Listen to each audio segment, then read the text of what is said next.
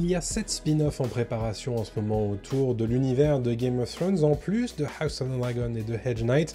On va faire le point aujourd'hui, puisqu'il faut présenter tous ces projets et vous parler des projets qui ne verront peut-être plus le jour.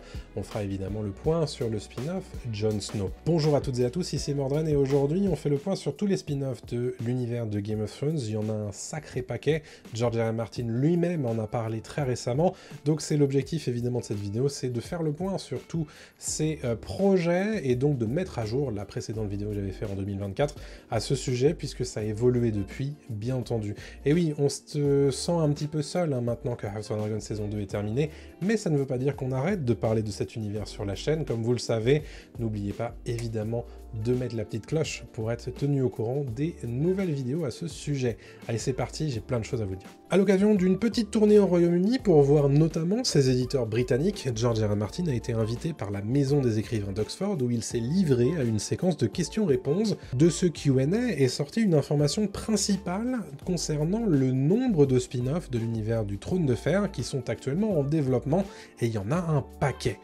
L'auteur dont sont inspirées les séries Game of Thrones et House of Dragon a expliqué qu'il y a désormais 7 séries dérivées de son univers en développement, en plus du prochain spin-off prévu pour 2025, The Hedge Knight. En plus de cette information sur le nombre de spin-offs en développement, il a précisé le genre de production dont il s'agira. Il y a donc 3 séries live-action en prise de vue réelle, donc comme Game of Thrones ou House of Dragon, mais il y a aussi 4 projets de spin-off animés, chose que HBO n'a pas encore explorée dans l'univers de Game of Thrones. Alors maintenant qu'on a dit tout ça, mais c'est quoi ces projets de spin-off? Et vous savez, on a déjà pas mal d'informations sur la plupart de ces projets. Maintenant qu'on a fait le point sur le nombre de spin-offs et le fait qu'ils soient en live-action et en animation, on peut aussi évoquer les projets dont on avait déjà entendu parler et ceux qui n'ont pas encore été présentés. Je vais d'abord parler des 2 spin-offs qui sont déjà en production et qui ne comptent pas dans le décompte de George R. R. Martin ici. Il y a bien sûr House of the Dragon, c'est une évidence, dont la saison 2 vient de se terminer et qui aura au moins une saison 3 et très probablement une 4e saison. Plus d'informations dans ma vidéo dédiée à la saison 3 que je vous conseille de regarder. Ensuite, il y a The Hedge Knight, une série adaptée de 3 nouvelles de George R. R. Martin concernant le chevalier Duncan le Grand. La série est actuellement en tournage en Irlande du Nord et de plus en plus d'informations filtrent à son sujet. Je compte très prochainement vous produire une vidéo au sujet de The Hedge Knight, ou le chevalier errant en français, mais pour rappel, il s'agit d'un projet plus intimiste qu'un Game of Thrones ou House of Dragon, parce qu'on y suivra le parcours de 2 personnages, Sir Duncan donc, et un enfant qui se fait appeler l'œuf. Tous 2 participent à un tournoi de chevaliers et entreront en contact avec certains des personnages les plus illustres de la période, environ 100 ans avant le Trône de Fer et 80 ans après House of the Dragon. Ok, maintenant il faut parler des 7 spin-offs, les fameux dont parle George R. R. Martin. Restent donc ces 3 spin-offs en prise de vue réelle ou live-action. À l'heure actuelle, si j'ai bien fait mon calcul, on a conscience de 2 de ces projets qui sont en développement actif. Le premier, c'est la conquête d'Aegon, basée sur Feu et Sang, tout comme House of Dragon, mais 130 ans avant la danse des dragons, à l'époque où Aegon et ses sœurs femmes Rhaenys et Visenya prennent le pouvoir sur le continent de Westeros. Une série qui nous permettra de découvrir le chamboulement de l'arrivée des Targaryens sur le continent de Westeros et l'utilisation de 3 dragons de légende, Balerion, la Terreur Noire, le dragon d'Aegon, Meraxes, le dragon de Rhaenys, et enfin Vhagar, la dragonne de Visenya, qu'on a déjà eu l'occasion de voir dans House of Dragon, puisque c'est la seule dragonne encore en vie de cette époque au moment de la danse des dragons. Si je ne m'abuse, ça fait partie des spin-offs les plus attendus, et on peut sans doute s'attendre à ce que ce soit celui-ci qui ait le plus de chances d'arriver sur nos écrans. On peut aussi parler de 10,000 Ships, ou 10 000 navires en français, une série un temps évoquée comme abandonnée mais dont le développement a repris depuis. C'est George R. R. Martin qui a annoncé la nouvelle lui-même sur son blog en juin 2024, c'est Ebony Booth qui s'occupe désormais de développer la série. La série doit suivre la princesse Nymeria quelques 1000 ans avant le Trône de Fer. House of Dragon faisait d'ailleurs référence à elle dans la saison 1. L'idée serait donc de suivre les raisons pour lesquelles les Rhoynar ont quitté Essos pour s'installer dans la région de Westeros qu'on connaît sous le nom de Dorne. Pour ce qui est du 3e spin-off live-action, nous n'avons aucune information à son sujet à l'heure actuelle. Je parlerai tout à l'heure des potentiels sujets et périodes qu'il pourrait traiter, et en fin de vidéo, je vous ferai aussi le point sur le spin-off sur Jon Snow, dont on me parle beaucoup en commentaire. Et maintenant parlons des 4 spin-offs animés. Concernant les 4 spin-offs en animation, ce n'est pas la première fois que George R. R. Martin parle de son univers faisant la transition vers l'animation. Il a lui-même adoré Blue Eye Samurai l'an dernier, par exemple, qui a montré qu'il y avait la place pour de l'animation à destination des adultes et donc pouvant traiter de son univers violent et mature. On avait conscience de 2 des projets animés dans l'univers de Game of Thrones. Le premier, c'est The Sea Snake, ou le serpent de mer, qui s'intéressera aux 9 voyages de Corlys Velaryon avant qu'il devienne le seigneur que l'on connaît dans House of the Dragon. Au départ, il devait s'agir d'une série live-action, mais le projet a été modifié pour devenir une série d'animation en raison des coûts importants que ça représentait de changer de décor aussi souvent. Autre projet animé dont on avait conscience, The Golden Empire, ou l'Empire Doré en français, qui doit s'intéresser à Yiti, région d'Essos fortement inspirée par la Chine moyenâgeuse. On connaît cependant peu de choses sur l'état d'avancement de cette série. Il reste donc 2 projets d'animation dont on n'a pas encore conscience, sans doute parce qu'ils ne sont pas encore très avancés dans leurs étapes de développement. C'est aussi l'occasion de préciser qu'une série en développement ne veut pas nécessairement dire une série qui arrivera sur nos écrans.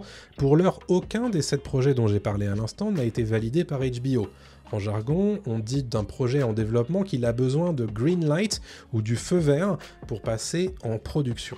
À l'heure actuelle, seuls House of Dragon et The Hedge Knight ont reçu leur green light donc. Maintenant, est-ce qu'on peut parler éventuellement des idées de spin-off qu'on pourrait explorer? Alors évidemment, ça c'est ma liste personnelle et j'attends évidemment vous dans les commentaires les idées de spin-off que vous aimeriez voir traitées, que ce soit des périodes, des personnages ou éventuellement des événements de l'univers de Game of Thrones. On a donc 3 projets sur lesquels on n'a aucune information pour le moment, l'occasion pour nous de spéculer sur ce dont il pourrait s'agir. Il y a évidemment beaucoup de lieux à couvrir dans l'univers de Game of Thrones, mais je me suis concentré sur des périodes qui pourraient être intéressantes à traiter dans des séries spin-off. La première et sans doute la plus évidente alliée à Game of Thrones serait la rébellion de Robert Baratheon, quelques années seulement avant la première saison de la série originale. Ça nous donnerait l'occasion de voir la chute du dernier roi Targaryen, Aerys le Fou, et de belles batailles avec de nombreux personnages qu'on connaît déjà, mais en version plus jeune. On pourrait donc avoir Robert Baratheon bien sûr, mais aussi Ned Stark ou encore Jaime Lannister. Dans un monde parfait, je vois bien cette série en live action, mais si le budget manque, on peut toujours voir ça dans une belle série animée à mon avis. Même chose pour les séquences des rébellions Feu Noir ou Blackfire en anglais, il s'agit d'un moment de l'histoire de Westeros où Daemon Feu Noir se déclare roi et provoque une guerre civile dans laquelle combattra notamment un certain Brynden Rivers dont on parle dans l'épisode 8 de House of the Dragon. Je vous renvoie évidemment à mon décryptage. À noter que ça se passe quelques années seulement avant le début de la série du Chevalier Errant. J'imagine cependant qu'on pourrait voir dans cette série trop de répétitions avec Game of Thrones et House of the Dragon, ce qui me fait dire que ça pourrait ne pas se faire. Même chose, ça c'est plutôt pour une série live action à mon avis, mais s'il faut en animation, ça peut être classe aussi. Autre moment de l'histoire de l'univers que j'aimerais beaucoup voir explorer en série, c'est la chute de Valyria, et par extension Valyria tout court avant sa chute. On sait qu'un cataclysme a frappé la région où vivaient les dragonniers, et pas que les Targaryens. Ça serait super chouette de découvrir comment ils vivaient, et pourquoi les Targaryens ont échappé au massacre. Je vois bien ça comme une mini-série assez courte, mais impactante, mais très honnêtement, ça se fera sans doute en animation si ça se fait un jour, parce que ça nécessiterait sans doute beaucoup trop de budget d'effets spéciaux. Est-ce que vous avez d'autres idées de périodes, de personnages, de lieux qu'on pourrait traiter dans des spin-offs de Game of Thrones, dans des séries en live action ou en animation? Dites-moi ça bien sûr dans les commentaires. Bon, bien sûr, il faut parler de ce spin-off sur Jon Snow dont on nous parle depuis des années, quasiment depuis la fin de Game of Thrones en fait, et dont je vois parler beaucoup de monde dans les commentaires, sur internet, sur les réseaux sociaux, et je voulais faire le point définitif là-dessus, à l'instant T, sur où est-ce qu'on en est de ce spin-off. À l'heure où je vous parle, la série spin-off sur Jon Snow n'est plus en développement, c'est Kit Harington lui-même qui en a donné les plus récentes nouvelles. Il a expliqué à Collider en août 2024 qu'ils n'ont pas réussi à trouver quelque chose de suffisamment intéressant à raconter. Je cite, « Avec notre projet, c'est qu'on n'a pas trouvé la bonne histoire ou quelque chose qui valait le coup d'être fait, de me faire revenir et d'y rester. Plus on avançait, moins ça avait de sens, alors on a laissé tomber. » Kit Harington précise par ailleurs que produire une suite présente beaucoup de défis qui ne se présentent pas nécessairement pour ce qui est d'une série préquelle, comme House of Dragon par exemple. On rencontre beaucoup de problèmes avec une suite. Beaucoup des acteurs en ont fini avec la série, donc qui est-ce qu'on peut faire revenir?